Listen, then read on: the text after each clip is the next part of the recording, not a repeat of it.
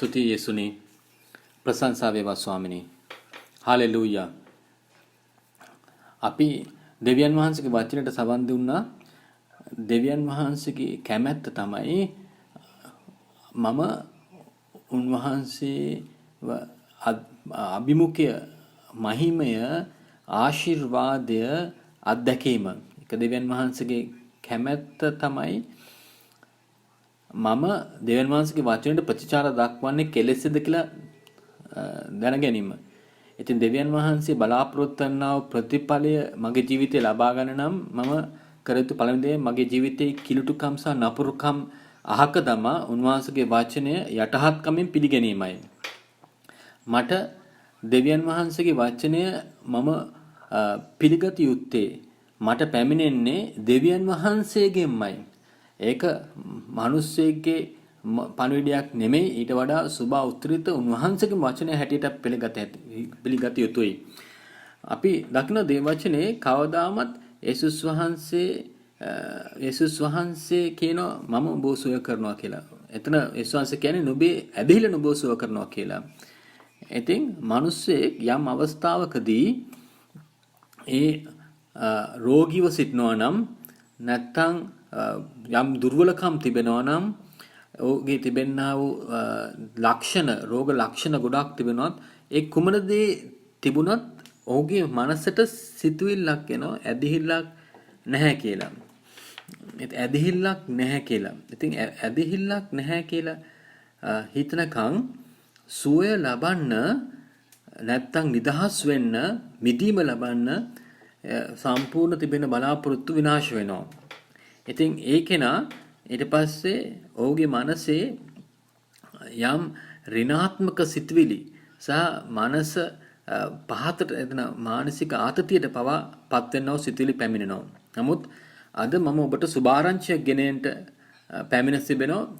දේ වචනේ සඳහන් කරන රෝම 10:17 සඳහන් කරනවා ඇදහිල්ල පැමිණෙන්නේ මෙසේ සමාන 17 මෙසේ ඇසීමේන ඇදහිල්ලද ක්‍රිස්තුස් වහන්සේගේ වචනේ ඇසීමද පැමිණෙන්නේ. ඉතින් මතක තබා ගන්න ඇදහිල්ල පැමිණෙන්නේ හරියට ඔබ කාට හරි අඩගැස්සුවම මේ ස්ථානට එන්න නැත්නම් පැමිණෙන්න කියලා ඒ ආකාරයෙන්ම ඇදහිල්ලද පැමිණෙන්නේ උන්වහන්සේගේ වචනේ ඇසීමෙන්. ඇදහිල්ල පැමිණෙන්නේ. ඉතින් අනිත් වචන තව වචනෙන් කිව්වොත් දේ වචනේ අපට උගන්වනවා ඇදහිල්ල අපේ ජීවිතයට පැමිණෙන්න ක්‍රමවේදයක් තියෙනවා. දේ වචනේ කියනවා ඇදහිල්ල පැමිණෙන්නේ ඒ ක්‍රමවේදය නම් එකම ක්‍රමය තමයි උන්වහන්සේගේ වචනය ක්‍රිස්තුස් වහන්සේගේ වචනය ඇසීමෙන්. ඉතින් මම මගේ ජීවිතයේ ඇදහිල්ල මට නැත්තම් මට දැන් ක්‍රමවේදයක් තිබෙනවා මට ඒ ලබාගත හැකි. ඉතින් මේක තමයි දෙවියන් වහන්සේ අපට පෙන්වා දෙන්න අවශ්‍ය කාරණාව. ඇදහිල්ල පැමිණෙන්න ක්‍රමවේදයක් තිබෙනවා. කාටවත් කියන්න බෑ නැහැ කියලා.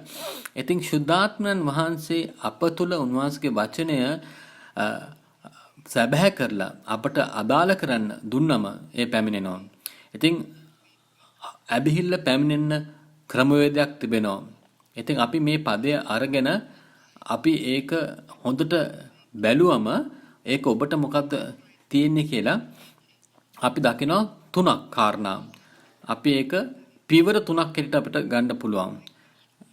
අපව ඇදහිල්ලට ගෙන එන්න මේ පියවර තුන සාර්ථක පියවර තුනක් අපිට තිබෙනවා. පළවෙනි පියවර තමයි උන්වහන්සේගේ වචනය. අපට හැම කෙනෙක්ටම දෙවියන් වහන්සේගේ වචනයට අවතීර්ණ වෙන්න අපට අවස්ථාව අවශ්‍යයි. මක්නිසාද ඇදහිල්ල පැමිණෙන්නේ දේ වචනය ඇසීමෙන්. ක්‍රිස්තුස් වහන්සේගේ වචනය ඇසීමෙන්. ඉතින් ඇසීම අපට ඇසීම ඇවිල්ලා දෙවෙනි පියවර. නමුත් පළවෙනිට මට දෙවියන් වහන්සේගේ වචනයට මට අසන්න අවස්ථාවක් අවශ්‍යයි. දෙක තමයි සවන් දෙන්න. අපි සෑම විටම උන්වහන්සේගේ වචනය අපි සවන් දෙන්න ඕනේ. අපේ හදවත්, අපේ මනස, අපි සහ මුළුින්ම අපි උන්වහන්සේට විවර කරන්න අවශ්‍යයි. අපි දෙවියන් වහන්සේ මට කියන්නේ කුමක්ද කියලා මං ඒක සවන් දෙන්න ඕනේ. එවිට මම මේක දෙවියන් වහන්සේ අපට කියන්නේ කුමක්ද කියලා තේරුම් ගත්තම ඊට පස්සේ හැම දෙයක්ම වෙනස් වෙන්න ගන්නවා. ඉතින් අපට නිගමනයට පැමිණෙන්න පුළුවන්. අපි එක දෙවියන් වහන්සේට ඉඩ දෙන්න අවශ්‍යයි. උන්වහන්සේගේ වචනය ඇසන්න. ඒ අසීම කරන කොටගෙන අපි ඒකට විවෘත වෙන්න ඕනේ. ඉතින් මම නැවත වාරයක් කියන පළවෙනි පියවර තමයි උන්වහන්සේගේ වචනය මට අවශ්‍යයි. 2 මම ඒ වචනයට සබන් දෙන්න ඕනේ. ඒ වචනයට සබන් දෙන්න අවශ්‍යයි. 3 මගේ හදවත දෙකම උන්වහන්සේගේ වචනයට මගේ මනස සහ මගේ හදවත විවර කරන්න ඕනේ. 3 ඇදහිල්ල පැමිණෙන්නේ මේ ක්‍රමවේදී ප්‍රතිඵලයක් හැටියටයි. ඇසීම කාරණ කොටගෙනයි. ඉතින් පළවෙනි ආයමත් කියන්නම් පියවර 3 උන්වහන්සේගේ වචනය, උන්වහන්සේගේ වචනේ ඇසීම, උන්වහන්සේගේ වචනේ විශ්වාස කිරීම. එවිට ඇදහිල්ල පැමිණෙනු ඇතන. හලෙලූයා. ඉතින් මේ උදෑසන මම ඔබට ධෛර්යමත් කරන්න කැමති ඔබ මේ ක්‍රමවේදය පියවර ඔබ අනුගමනය කරොත් අනිවාර්යයෙන්ම සැබවින්ම ඔබට ප්‍රතිඵල ලැබෙන්න යනවා. ඔබ ප්‍රීති වෙන්න යනවා. උන්වහන්සේගේ වචනේ කර්ණ කොටගෙන සමාන ඔබට ඇදහිල්ල පැමිණෙන්න යනවා. ඔබ ඇදහිල්ල නැතුව ඔබේ ජීවිතේට කරදර වීම තියෙනවා නම්, ඔබට නොහැදිලි කම තියෙනවා නම් මම ඔබට කියන්න කැමතියි. ඔබ මේ ජීවිතේ අන්ධකාරයෙන් නම් ජීවත් වෙන්නේ. ඔබ තනිව ජීවත් වෙනවා නම්, ඔබ ඊටමත් දුර්වලව ජීවත් වෙනවා නම්, බය වෙනවා නම් මම ඔබට මේ අනර්ග ඉගැන්වීම ඔබට කියන්න කැමතියි. ඇදහිල්ල පැමිණෙන්නේ. ඇදහිල්ල පැමිණෙන්නේ. ඇදහිල්ල පැමිණෙන්නේ. ඇදහිල්ල පැමිණෙන්නේ මේ ආකාරයමයි. ඉතින් ඇදහිල්ල නැත්තම් මම තේරුම් ගන්න අවශ්‍යයි ඇදහිල්ල පැමිණෙන්නේ එකම ක්‍රමවේදයකින්. ඉතින් මගේ සිස්ටම් එකට මම ඇදහිල්ල ගන්න නම් මම උද්‍යෝගිමත් වෙන්න අවශ්‍යයි.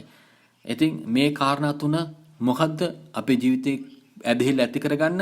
1 දෙවියන් වහන්සේගේ වචනය, 2 උන්වහන්සේගේ වචනේ අසීම, ඊට පස්සේ උන්වහන්සේගේ වචනේ පැමිණි මිනිස්යාගෙන් නෙමෙයි, ඒක දෙවියන් වහන්සේගෙන් කියලා සම්පූර්ණ විශ්වාස කිරීම. 3 ඒ අසන කුමක් හෝ වේවා මගේ විශ්වාසය තැබුවම ඇදහිල්ල මගේ ජීවිතයට පැමිණෙනවා. ඉතින් පියාණනි ඔබ වහන්සේට ස්තුති ප්‍රශංසා කරනවා ස්වාමිනී. මේ සැබෑව අපිට වටහා දුන්නට ස්වාමිනී. ඔබ වහන්සේගේ වචනය ස්වාමිනී මනුස්සගේ වචනයක් නෙමෙයි. ඒක ඔබ වහන්සේගේම වචනයයි අපිට කතා කරනු ලබන්නේ. ඔබ වහන්සේට ස්තුති ප්‍රශංසා කරනවා ස්වාමිනී. ඔය වචනේ කවදාවත් ස්වාමිනී නිශ්චලව නැත්තම් ස්වාමීන් නිෂ්ප්‍රයෝජන නැවතවරක් ඔබ වහන්සේට පැමිණි වෙන්නේ නැහැ. ස්තුති කරනවා ස්වාමීන් යේසුස් ක්‍රිස්තුස් වහන්සේගේ නාමයෙන් අපට අද දවසේ ඔබ වහන්සේ අපට වටහා දුන්නා. ඇදහිල්ල පැමිණෙනා වූ ක්‍රමවේද එකක් ස්වාමීන් මට ජීවිතේට ඔබ වහන්සේගේ වචනේ අසන්ට අවශ්‍යයි ස්වාමීන්. මගේ අතුල් මිනිස්යාගේ කන ඒක අසන්ට අවශ්‍යයි ස්වාමීන්. ඒක විශ්වාස කරමින් මුළු හදවත ස්වාමීන් විවෘත කරලා මනස විවර කරලා මම අසන්ට අවශ්‍යයි. ඒ විට ස්වාමිනී ඔබ වහන්සේ වචනේ කෙරේ මට ඇදහිල්ල පැමිණෙනවා. මතක තබා ගන්න ඇදහිල්ල පැමිණෙන උන්වහන්සේගේ වචනේ ඇසීමෙන්. ඉතින් ඔබ ප්‍රථම වතාවට නම් උන්වහන්සේගේ වචනේ අසනවා නම් ඔබට කියන්න කැමති ඔබ තනිවම කතා කරන කෙනෙක් නම් උන්වහන්සේගේ වචනය ඔබ ප්‍රකාශ කරන්න ගන්න. අසුබ දේවල් නෙමෙයි ඔබගේ ප්‍රශ්න ගැන නෙමෙයි උන්වහන්සේගේ වචනේ ප්‍රකාශ කරන්න ගන්න. එතකොට ඔබ නැවත වරක් ඇසෙනවා. එවිට ඔබට මේ ජීවිතේ වාතාවරණ වෙනස් වෙයි. ඉතින් ඔබගේ ජීවිතේට වචනේද ක්‍රිස්තුස් වහන්සේගේ වචනේ ඇසීමෙන් ඇදහිල්ල පැමිණෙනවා. ඒ ඇදහිල්ල පැමිණ කාරණ කොටගෙන අපේ ජීවිතේ අපේ කිලුටුකම් සහ නපුරුකම් අපේ ජීවිතෙන් අපි අයින් කරන්න අවශ්‍යයි. ඒක ඔබ ඒකේන සම්පූර්ණම තමන්ගේ සුව කැමැත්තෙන් ඒක පස්තවලවි අයින් කරන්න අවශ්‍යයි. ස්තුතියි ස්වාමිනී මේ සැබෑව අපට ගැන්වාට ස්වාමිනී නැවත වරක් මම කියා සිටිනවා ස්වාමිනී අපේ ජීවිතේ පියවර 3ක් තිබෙනවා ස්වාමිනී. ඇදහිල්ල ඇසීමෙන් ස්වාමිනී ඔබ වහන්සේගේ වචනේ ඇසීමෙන් අපට පැමිණෙනවා. ඉතින් මම ඔබට කියන්න කැමති කවුරු හරි ඇදහිල්ල ලබා ගන්න අවශ්‍ය නම් මිනිස්සුගේ ඇදහිල්ල නෙමෙයි දෙවියන් වහන්සේගේ ඇදහිල්ල නැතහොත් උන්වහන්සේගේ ක්‍රියාව ඉෂ්ට වන ඇදහිල්ල වෙන්න නම් ඔබ උන්වහන්සේගේ වචනය කෙරෙහි අවධානය යොමු කරන්නට අවශ්‍යයි. ඒ අසන්ට අවශ්‍යයි. මුළු හදවතෙන් අදන්ට අවශ්‍යයි. මනසෙන් අසන්ට අවශ්‍යයි. ඊට පස්සේ තුන්වෙනි දේ ඔබ විශ්වාස කරන්නට අවශ්‍යයි මේක. පියාණනි නැවත වරක් මම යාඥා කරනවා ස්වාමිනී. ඔබ වහන්සේගේ සෙනග ඔබ වහන්සේගේ වචනේ අසනවා ස්වාමිනී. ඔබ වහන්සේගේ වචනය ස්වාමිනී ඒ ඔවුන් තුළ ඇදහිල්ල ස්වාමිනේ පැමිණලා ඔවුන්ගේ ජීවිතේ තිබෙනව කරදර කනස්සල වීම ස්වාමිනේ විනාශ කරලා ඔබ වහන්සේගේ සැබෑකම ස්වාමිනේ සත්‍ය තේරුම් කරලා වටහා දෙන්න ස්තුතිවන්ත වෙනවා.